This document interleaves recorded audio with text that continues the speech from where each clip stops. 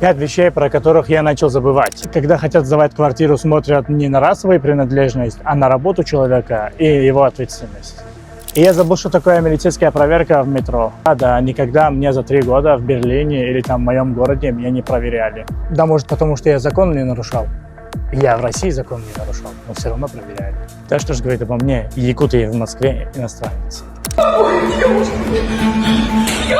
Я забыл, что такое вставать в 6 часов утра, поехать в миграционный центр, просто ждать своего очереди, чтобы сделать патент. Я говорю, встань вот сюда, вот, куда ты идешь?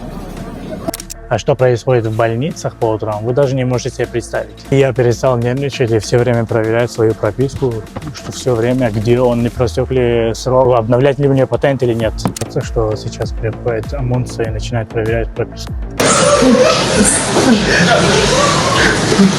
Я еще забыл, что такое угроза от соседей, которые могут вызвать полицию за то, что ты там живешь. Что вы забыли? Или что для вас было первый раз? Напишите в комментариях. Лайк и подписка. Больше о Германии.